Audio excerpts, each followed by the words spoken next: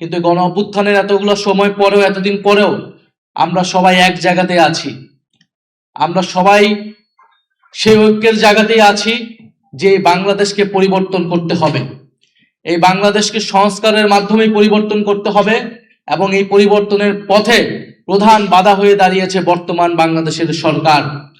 বিএনপির সরকার বাধা হয়ে দাঁড়িয়েছে, সেটা সকলের মুখ থেকে এসেছে। আমরা শহীদ পরিবারদেরকে মনে করি বাংলাদেশের জনগণের সম্পদ। তারা জুলাই যোদ্ধারা বাংলাদেশের জনগণকে প্রতিনিধিত্ব করে। আমরা শহীদ পরিবার এবং জুলাই যোদ্ধাদের নিয়ে কোনো রাজনীতি কখনোই করতে চাই নাই, কখনোই করব না। কিন্তু জুলাই যোদ্ধাদেরকে বর্তমান সরকার বিএনপি তারা নানাভাবে ব্যবহার করার চেষ্টা করছে। আমরা শুধু একটা কথাই বলেছি যে আমাদের দাবির সাথে আপনারা ঐক্যমত হলে আমাদেরকে সমর্থন দিন। আমরা বলেছি বাংলাদেশে গণতন্ত্র প্রতিষ্ঠা হতে হবে, কথা বলার স্বাধীনতা থাকতে হবে, বৈষম্য দূর করতে হবে, আধিপত্যবাদ থেকে মুক্ত করে বাংলাদেশকে স্বাধীন এবং সার্বভৌম রাষ্ট্র হিসেবে আত্মপ্রকাশ করতে হবে, বাংলাদেশের অর্থনীতির উন্নয়ন করতে হবে, দুর্নীতি এবং লুটপাটের বিচার করতে হবে। কিন্তু আমরা দেখছি বাংলাদেশ সরকার গঠিত হওয়ার পর থেকে পিছনের দিকে হাঁটছে। বাংলাদেশ আবার পুরনো পথেই হাঁটছে এবং জুলাই যোদ্ধাদের নাম ব্যবহার করে বর্তমান সরকার তার নানা কাজের বৈধতা দেওয়ার চেষ্টা করছে।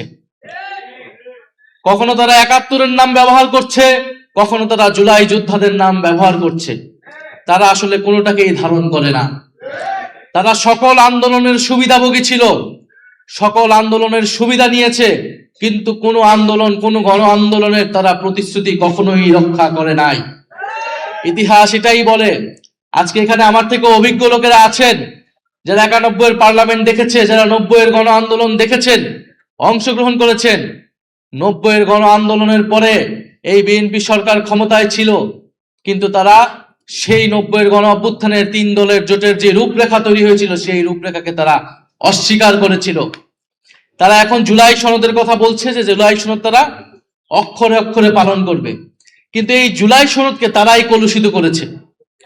এই জুলাই সনদের তারা প্রত্যেকটা জায়গায় তারা লিখেছে, জোর করে সেই সময় ঐক্যমত কমিশনকে দিয়ে লিখিয়ে নিয়েছিল যে যেই দল ক্ষমতা আসবে সেই দল তার ইস্তিহার অনুযায়ী সংস্কার করবে। তাহলে তারা প্রথমে আপনাকে দেখাবে জুলাই সনদ যে আমি অক্ষরে অক্ষরে বাস্তবায়ন করছি, পরে দেখাচ্ছে যে তাদের দলীয় ইস্তিহার। তো জুলাই সনদ তো তার দলীয় ইস্তিহার হতে পারে না। জুলাই সনদ তাদের দলীয় ইস্তিহার যদি তারা বাস্তবায়ন করবে তাহলে তো এত ঐক্যমত, এত আলোচনার কোনো প্রয়োজন ছিল না। ঠিক আছে, তাদের দলীয় ইস্তিহার, সেই ইস্তিহার তারা কতটুকু পালন করছে? সেই ইস্তিহারে, সেই ৩১ দফায় তারা যতটুকু কমিটমেন্ট করেছিল সেই কমিটমেন্ট গুলাও তারা ভঙ্গ করে গেছে। আমরা শেখ হাসিনার সময় যে পুলিশ ছিল সেই পুলিশ ক্রমান্বয়ে পুলিশ লীগ হয়ে গিয়েছিল। এখন হয়তো তারা জাতীয়তাবাদী পুলিশ বাহিনী তৈরি করার চেষ্টায় রয়েছে। না হলে কেন তারা পুলিশ কমিশন, সংস্কার কমিশন করবে না? সেটা অধ্যাদেশ তারা বাস্তবায়ন করবে না।